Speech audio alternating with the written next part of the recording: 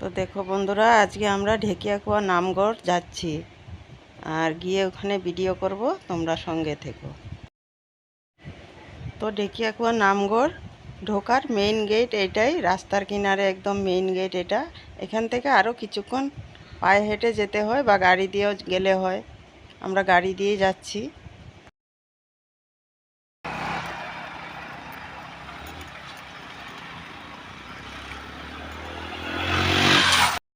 তো আমরা একদম মন্দিরের ভিতর এসে পৌঁছে গেছি।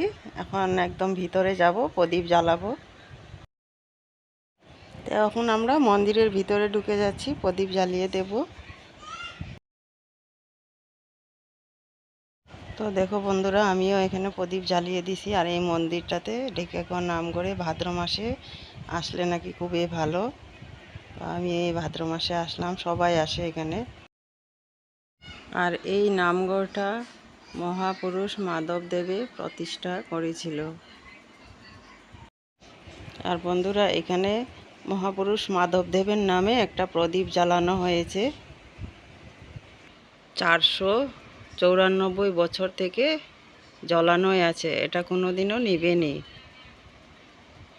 মহাপুরুষ মাধবদেবের ভক্তরা এই প্রদীপটা জ্বালিয়ে রেখেছে। আজকে 494 বছর থেকে জ্বালানোই আছে, আর এটা জ্বালানোই থাকবে। খুবই সুন্দর এটা মন্দিরের একদম ভিতরটা। আমি দূর থেকে ভিডিওটা করেছি, একদম ভিতরে যাওয়া মানা আছে।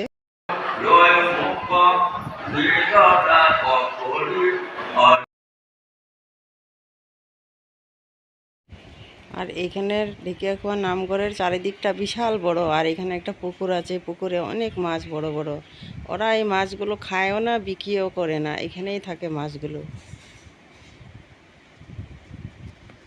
দেখতে খুব সুন্দর লাগে।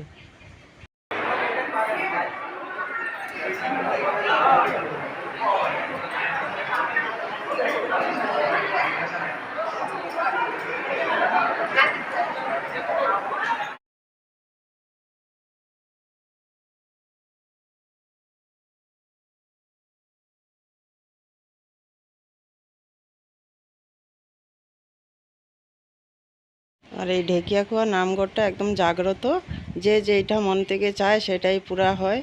আর আমি এই মন্দিরে অনেকবার গিয়েছি, গিয়ে কিন্তু খুবই ভালো লাগে।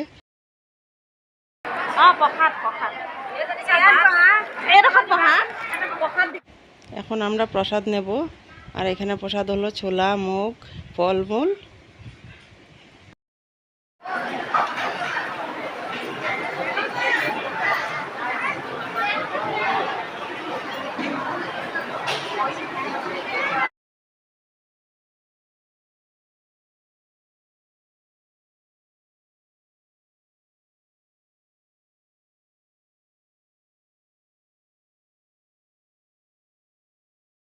আর এখানের কিছু নিয়ম আছে, নামগড় আসতে হলে মেখলা চাদর পরতে হয় আর একটা গামছা গলায় নিতে হয়। এই যে সাদা, এটা লাল পায়রা গামছা।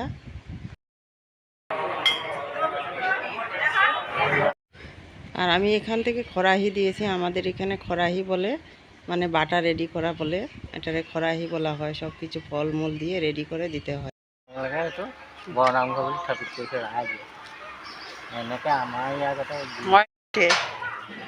গ্রিলের উপরে বইয়া রয়েছে, দেখো দেখো, ওই যে পিঠে দেখছো, ওই দিকে দেখো।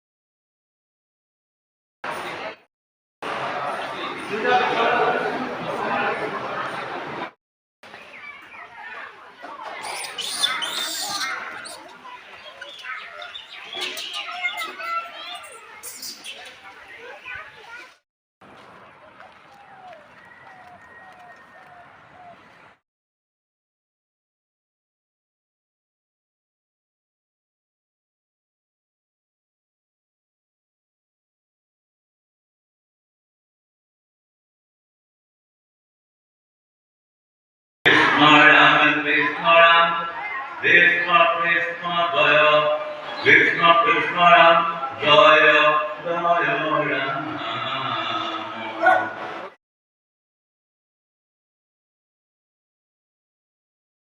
এবার আমরা বাড়ি ফিরবো। এখন বিকাল 4টে বাজে।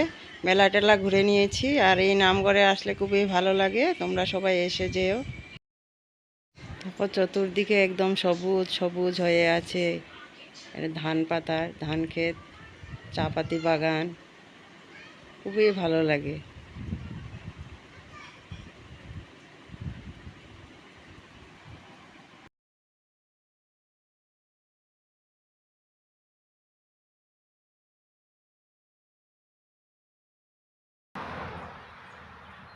এখন এগুলো সব চায়ের বাগান, অনেক বড় চায়ের বাগান।